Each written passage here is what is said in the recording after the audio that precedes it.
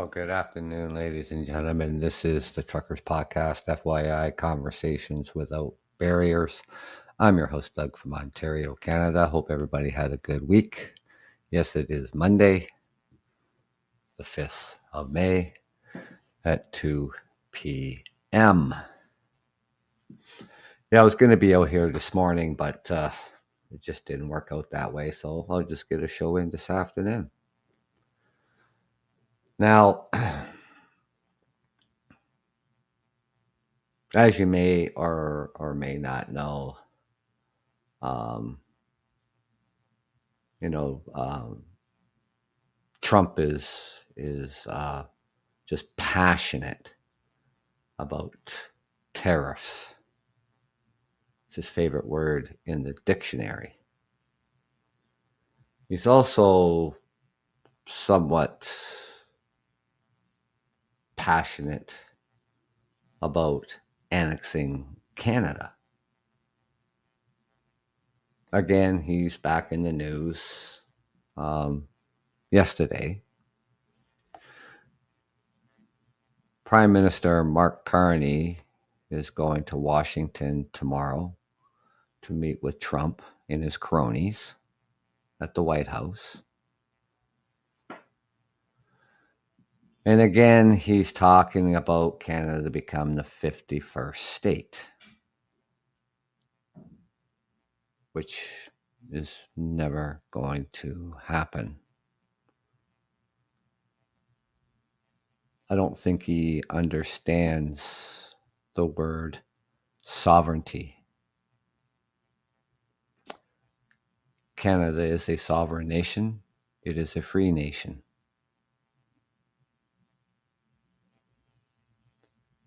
It has a diversified population of many different people from around the world come here and make Canada their home. Our Indigenous people. Canada doesn't, or Trump doesn't understand or know anything about Canada. Nothing. And especially when it comes to the Indigenous people of Canada and their treaty rights.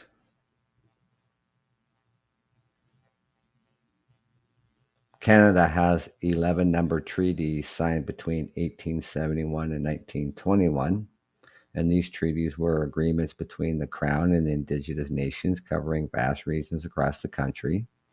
They were meant to facilitate settlement and resource extraction while promising varying rights and benefits to Indigenous peoples.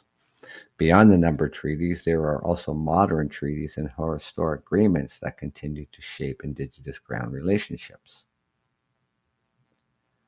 And Canada has a long history of treaties with Indigenous people, each carrying significant meaning. And here are a few ones. The Royal Proclamation of 1763 established protocols for land acquisition and recognized Indigenous land rights, shaping future treaty making. The number of treaties from 1871 and 1921, the James Bay and Northern Quebec Agreement, 1975, the Nisga's Treaty 2000, and the modern treaties of Canada are agreements negotiated between Indigenous nations and the Crown to clarify land rights. Governance, and resource management. Since 1975, Canada has signed 26 modern treaties, with 18 of them including self-government provisions. Donald Trump doesn't give a shit about that. We here in Canada do. What do you think he would do with those treaties? He would just tear them up, wouldn't recognize them, pillage the land. See, Trump said he doesn't need our oil and gas and timber and aluminum and steel and other minerals that the United States refineries and companies buy from Canada because you need them. So he doesn't want companies and refineries and stuff like that to pay for these resources that we have here in Canada. He just wants to take them over, which again, by the way, will never happen. I don't think Donald Trump understands, how the world works, particularly economically. He doesn't understand how the world works. He still claims that he's subsidizing Canada in the tune of 200 billion, 250 billion, which is entirely false. It's not subsidizing Canada. We have a trade deficit with the United States, and it's probably around $55 billion. So he doesn't know what he's talking about. In his little pea brain, I don't even know how he even fits these numbers in this little pea brain. I have no idea. And then he comes up with this idea of putting 100% tariffs on films produced outside the United States. And this was his recent announcement. And it has sparked confusion and concern across global film industries. His reasoning is that foreign governments are offering incentives to lure filmmakers away from the United States, which he claims is causing the American movie industry to die at a very fast death, he says. Well, however, many industry experts argue that this move fails to account for the complexities of modern filmmaking, where production often spans multiple countries for financial and creative reasons. And for an example, major Hollywood films like Mission Impossible, Avatar, and Batman are shot across various locations worldwide. The British film industry, which has been a key partner for Hollywood productions, is particularly alarmed by the potential impacts of these tariffs. And the critics also say that the policies lacks clarity, and it's unclear whether it applies to U.S. companies filming abroad, foreign films distributed in the United States, or streaming content. And also many in the industry believe that this move could backfire, making Americans' films more expensive and limiting international collaboration. Some even argue that it reflects a misunderstanding of how the global film industry operates, just like Donald Trump doesn't understand how the rest of the world operates. Never mind the film industry.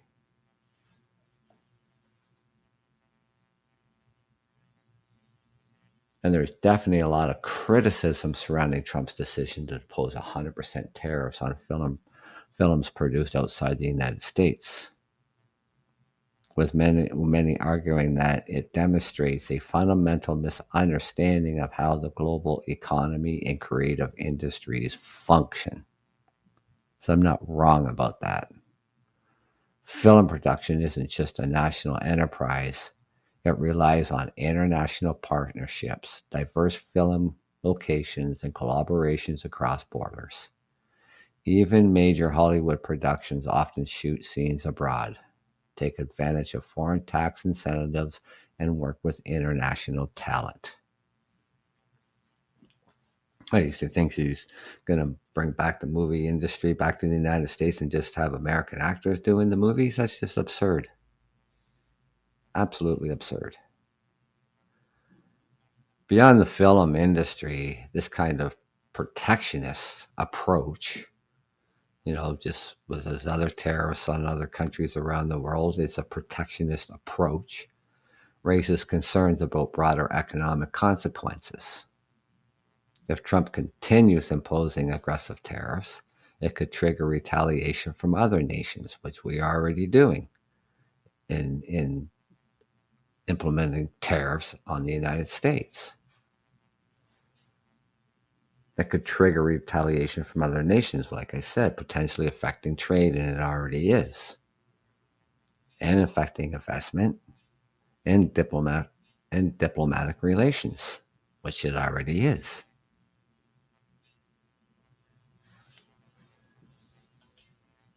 Some critics argue that these policies isolate the United States from the rest of the world rather than strengthening its industries.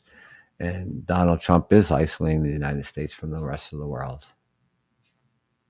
Canada is boycotting the United States even on travel. We're not traveling to the United States. We're not going across border shopping. We're buying Canadian produce, whatever Canadian products we find, we're buying it. And we'll buy from other nations and not the United States. Then we had the former mayor of Toronto pointing out that the lack of clarity around the policy makes it even more problematic. How would this tariff be applied to co-production, streaming platforms, or distribution rights? It's also worth noting that Canada plays a huge role in Hollywood. Toronto, Vancouver, and Montreal are major production hubs for US-based films, meaning that this policy could be a severe impact on Hollywood North as well. It'll be interesting to see whether this tariff sticks or whether economic or industry pressure forces a reversal. I think the tariffs are doomed to fail, and rightly so. And based on what the industry experts and politicians like John Tory are saying, these tariffs seem incredibly short-sighted. It's like everything else Donald Trump does in the White House is all short-sighted.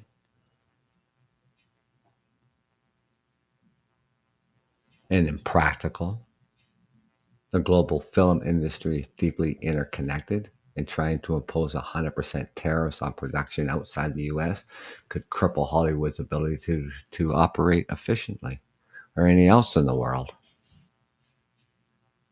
Another major concern is that many U.S. films rely on foreign locations, crews, and post-production services. Again, with Toronto, Vancouver, and Montreal are prime examples of cities that have been key to American productions for decades. And the film industry doesn't work in isolation. And this tariff risk alienating international partners while driving up costs for the U.S. productions. Then there's the issue of how the tariffs would even be enforced. And it's unclear what qualifies as a foreign film. It would apply to co-production streaming platforms, U.S. companies filming abroad. The lack of clarity could lead to chaos, lawsuits, and industry-wide uncertainty. And overall, many critics argue that this policy is doomed to fail. If implemented, it may harm Hollywood more than it helps, making films more expensive and harder to produce, and ultimately weaken the very industry Trump claims he's trying to protect. Thank you for joining me this afternoon. I'm your host, Doug, from Ontario, Canada. Just discussing, tariffs. Donald Trump's come up with a new tariff plan, placing 100% tariffs on the film industry. Of course, he's got tariffs all around the world, especially their closest trading partner here in Canada. And again, mentioning that, Canada as the 51st state, yesterday, again, our Prime Minister, Mark Carney, is going to Washington tomorrow to have a meeting with Trump and his cronies. Talked a little bit about this, he annexing Canada, claiming he doesn't need our lumber, our oil, our gas, our steel, our aluminum, other precious minerals that industries in the United States purchase.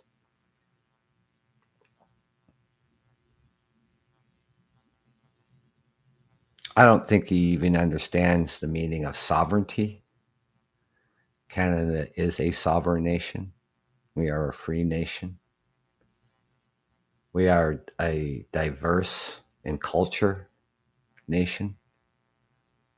Our Indigenous people of Canada and their treaty rights.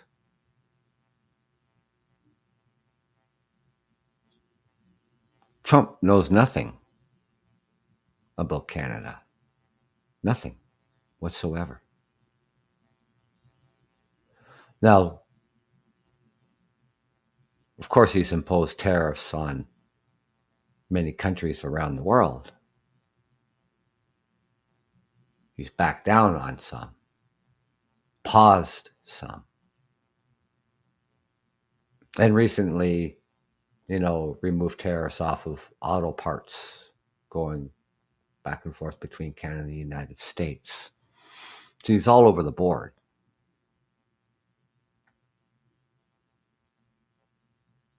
Now, one of his biggest threats is this 100% tariffs on the film industry.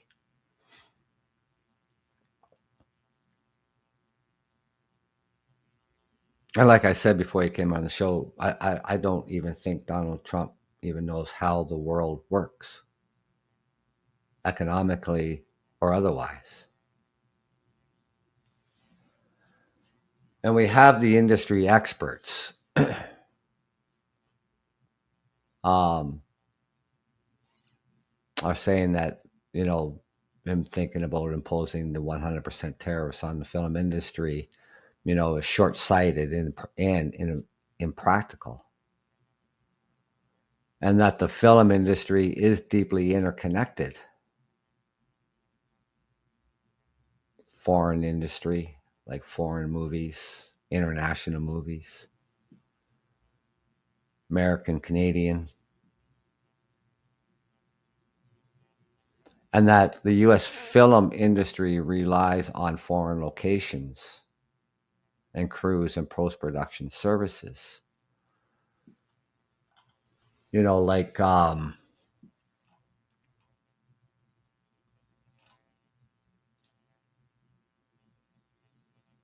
major Hollywood films like Mission Impossible, Avatar, and Batman are shot across various locations worldwide.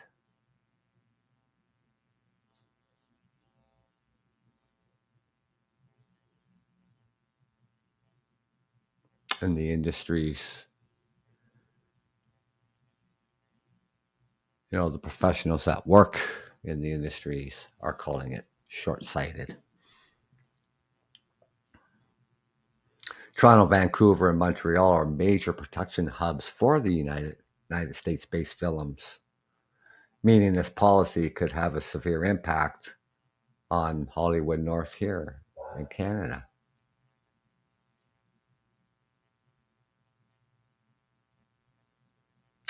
And the industry, like I said, the industry experts are calling this incredibly short-sighted and impractical, and that it is deeply interconnected.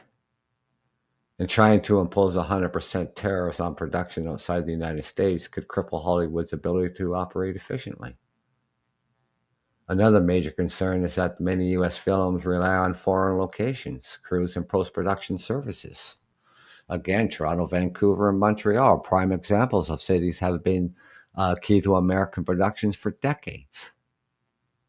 And the film industry doesn't work in isolation. And the tariffs risk alienating international partners while driving up costs for the United States productions.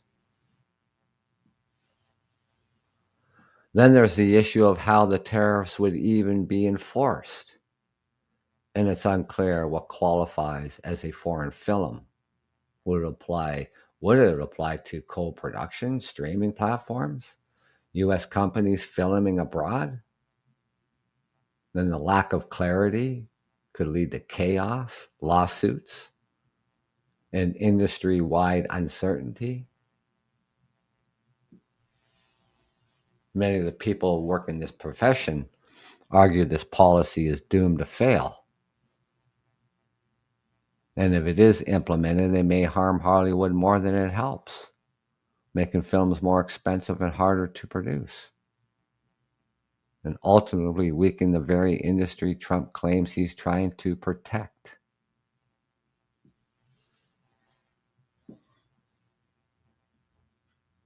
See, the film industries can't afford to wait and see, and it will mobilize immediately to counteract, the potential fallout from Trump's 100% tariffs on foreign films. The former mayor of Toronto, pointed out that this policy could threaten, like, we got 40,000 jobs here in Canada alone that work in this industry. Imagine how many people you have in the industry working in the United States and other parts around the world, like Europe. Studios, filmmakers, and industry leaders will likely pressure the United States government. Hollywood has an immense political influence on major studios. They could lobby Congress to block or revise the tariff. The fine loopholes, if enforced, remains unclear. U.S. productions may rebrand international shoots as domestic or rely on co-productions to sidestep restrictions. It'll strengthen the international collaborations. Countries like Canada, the United Kingdom, and Australia could use this moment to boost their own industries, making them less reliant on the United States. And what Canada is doing, even right now, I talked about this the other day with the interprovincial trade here right across Canada, is freeing up those boundaries, and we trade with each other as one. And of course, our energy and our other fuels and fossils or minerals that we use, we are in our clean energy and stuff like that. We are making progress with parts of Asia and in Europe in trade, and lessening our reliance on the United States. And we could certainly do that here with the film industry.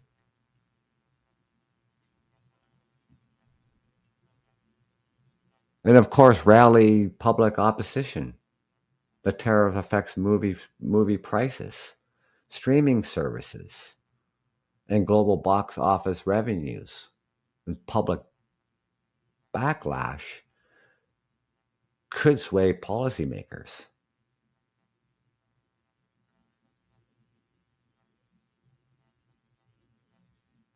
See, the film industry is already mobilizing, and rightly so. And as the former Toronto Mayor John Tory pointed out,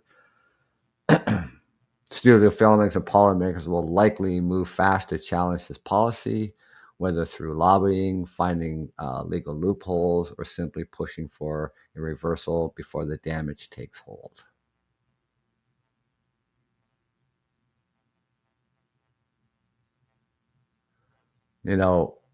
What's interesting is the timing. See, Trump announced this just before the Canadian leaders were set to meet with him tomorrow, which suggests he's using it as leverage in trade negotiations, if nothing else. Well, there's really not going to be much trade negotiations going on too much, because the Canada-United States-Mexico agreement doesn't come up for renewal until next year.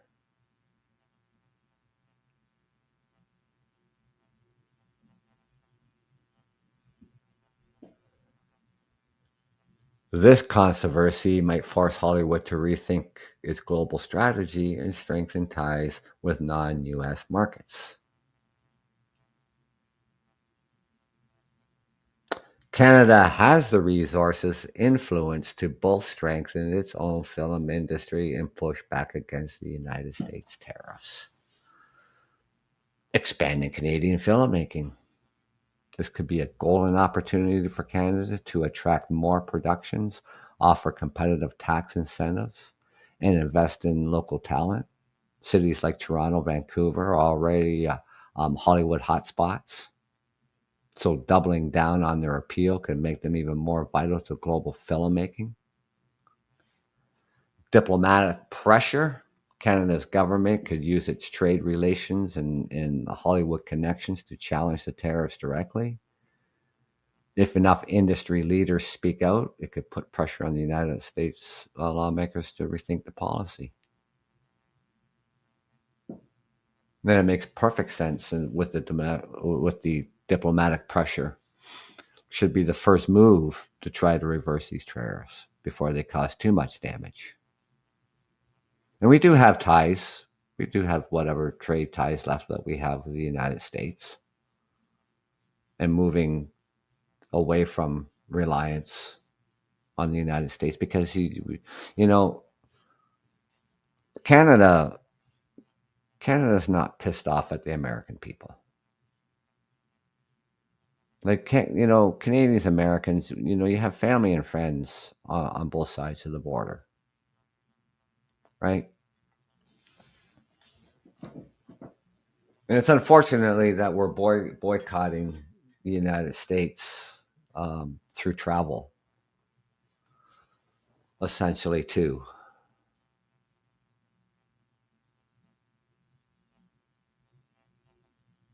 Shopping on the other side of the border cities, like Sarnia to Port Huron, Michigan, Windsor, the Detroit corridor, Niagara to Buffalo, and other stops in between. We're just simply, people go over there. Even, when the gas was high here, it was still a little bit cheaper to buy it in the United States, so they go shopping in the United States and fill up their tanks. We're not even doing that.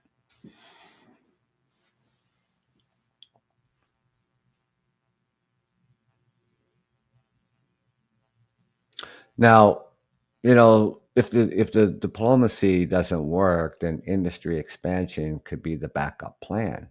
Strengthening Canada's film industry will not only help mitigate losses, but could also make Canada more independent from Hollywood's influences. Doubling down on tax incentives, production infrastructure, and international partnership could turn this into a long-term growth opportunity. See, the other thing about tariffs too, because it just gives other nations other opportunities, other trading partners. And Canada is doing just that. Other countries are doing just that.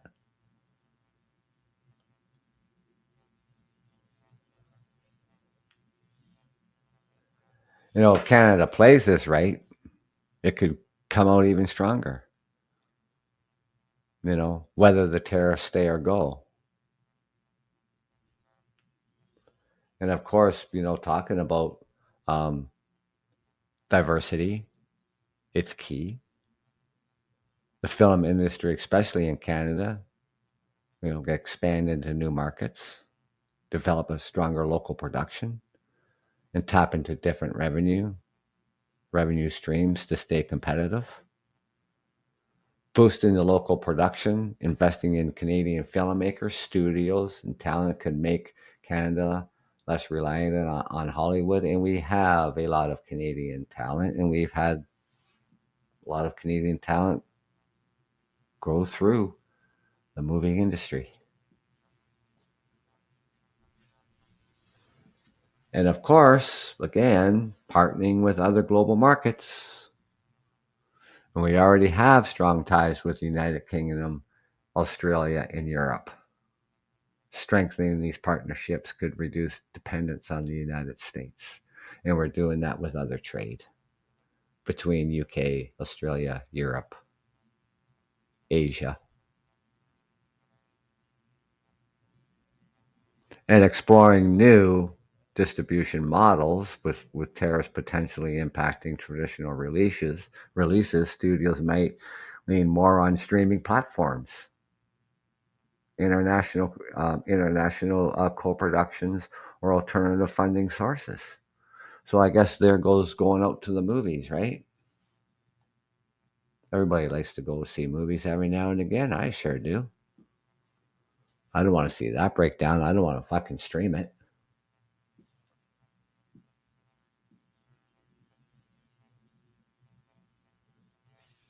Developing other incentives like the tax breaks and grants for local production could attract filmmakers to stay in Canada. And if done strategically, diversification could actually make Canada's film industry stronger regardless of what happens with the tariffs.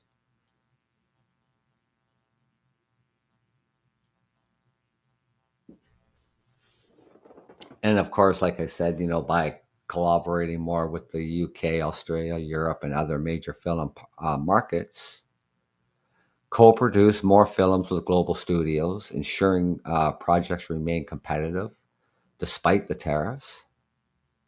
The other initiatives for international films to work in Canada, making it even more appealing, make it a more appealing production hub. Create distribution agreements with streaming services, allow Canadian films to reach a broader audience. Leverage shared resources like film crews, post production facilities, and financing options across existing partnerships. And with Hollywood facing tariff challenges, Canada could emerge stronger by doubling down on its own role as a key player in international filmmaking.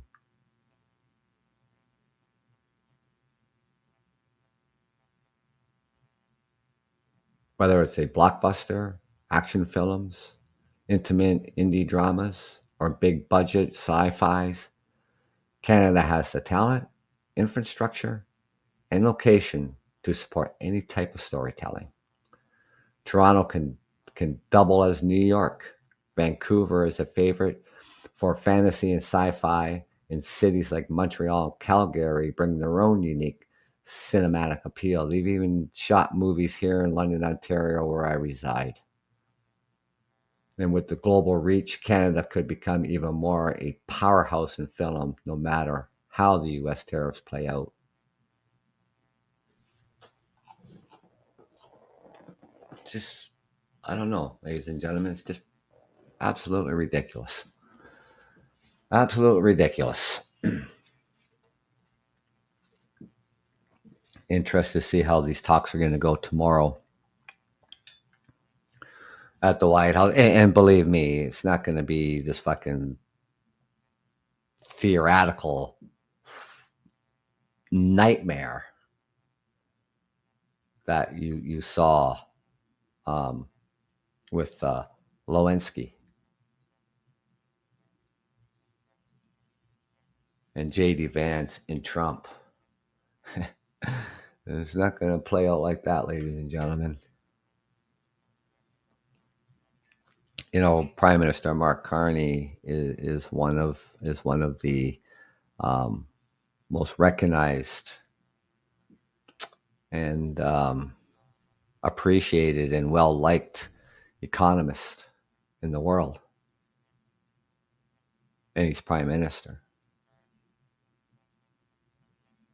Governor of the Bank of Canada, Governor of the Bank of England,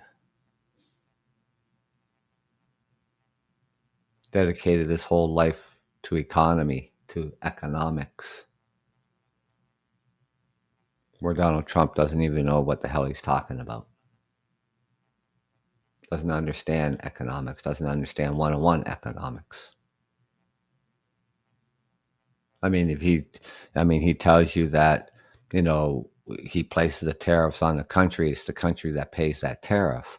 Well, he simply doesn't understand one-on-one economics, because it's the importer, which would be the importers from the United States buying from Canada. They pay that tax and they pass that tax on to Americans people. And vice versa. If we put tariffs on the United States, which we have, the United States doesn't pay that tariff. The importers from Canada pay that tariff, and it gets passed on to the consumers here in Canada. That's one-on-one economics. It's not hard to figure out. All the bureaucratic bullshit that comes out of his mouth is just unbelievable. Anyways, thank you for joining me this afternoon. I was going to do a show this morning, but that just didn't happen. So I thought I'd come out and talk about this. So enjoy the rest of your Monday and the rest of your week, because now I won't be out here. I'm not going to be back out here until Sunday, this coming Sunday. I don't even know what that date is. It's that's hilarious.